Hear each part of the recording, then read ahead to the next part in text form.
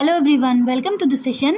आज के इस वीडियो में हम लोग समझने वाले हैं इकोनॉमिक्स का बहुत ही important topic, demand fall when price rises, why does it happen. चलिए समझते हैं। So basically demand and price has an inverse relationship. Inverse relationship का मतलब होता है कि निगेटिव रिलेशन होता है किसमें, डिमांड और प्राइस में। ठीक है, इन्वर्स का मतलब होता है निगेटिव रिलेशन। ठीक, When the price of good rise, consumer buy less of it। जैसे ही प्राइस बढ़ेगा किसी भी कमोडिटी का तो कंज्यूमर कम परचेज करने लगेगा। ठीक है, जैसे ही प्राइस फॉल करेगा तो कंज्यूमर ज़्यादा परचेज करने लगेगा। ऐसा क्यों? क्योंकि डिमांड और प्राइस में इनवर्स रिलेशनशिप होता है। Got it? अब हम लोग समझते हैं कि ऐसा क्यों होता है कि डिमांड फॉल करेगा जब प्राइस राइज करेगी। कुछ पॉइंट हैं या फिर कुछ वजहों से डिमांड जो है वो हमारी प्राइस से इन्वर्सली रिलेशन रखती है। ठीक है, सबसे पहला पॉइंट क्या है हमारा, इनकम इफेक्ट। ठीक, when the price rise consumer needs to spend more money to buy the same quantity. चलिए एग्जाम्पल से समझते हैं।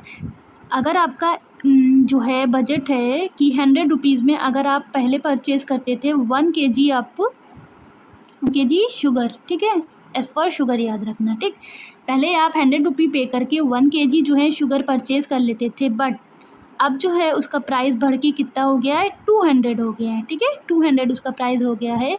अब आप वही सेम क्वांटिटी 200 रुपीज़ में परचेज कर रहे हैं, तो प्राइस तो हमारा आप देख रहे हो ना फॉल कर गया, सॉरी राइज कर गया, बट जो क्वांटिटी है वो हमारी कांस्टेंट रही। ठीक है, ना ही फॉल करी ना ही राइज करी।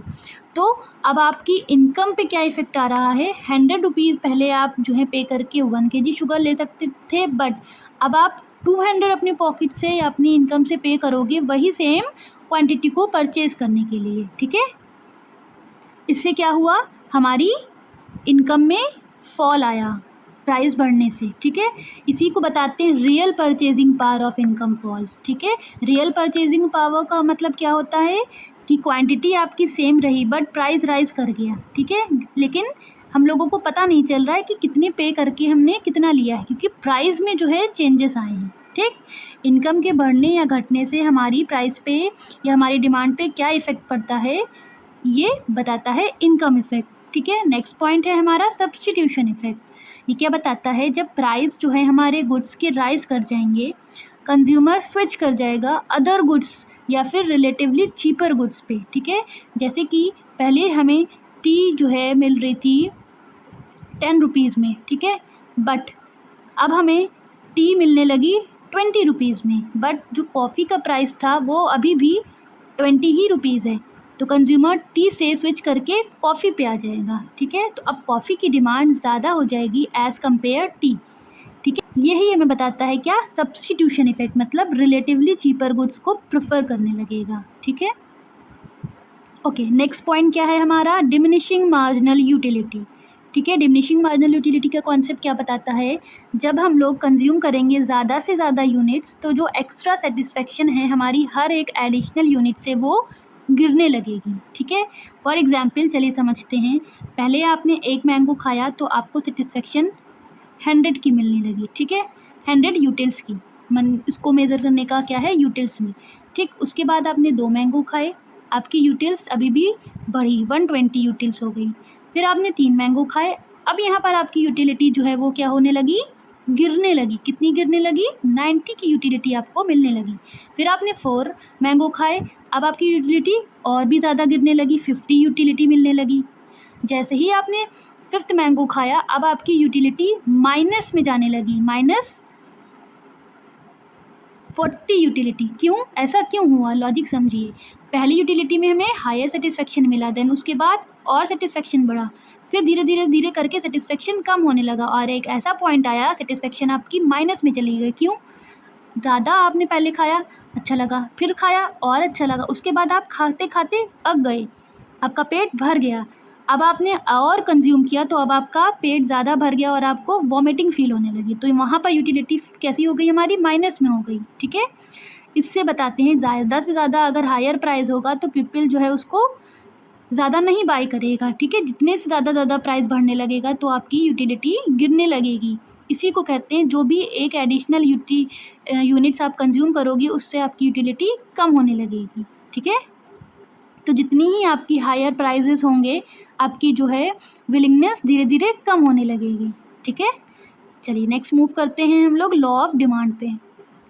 So basically law of demand तो बचपन से पढ़ते आ रहे हैं। क्या बताता है? Other thing remaining the same there is an inverse relation between price and quantity demand.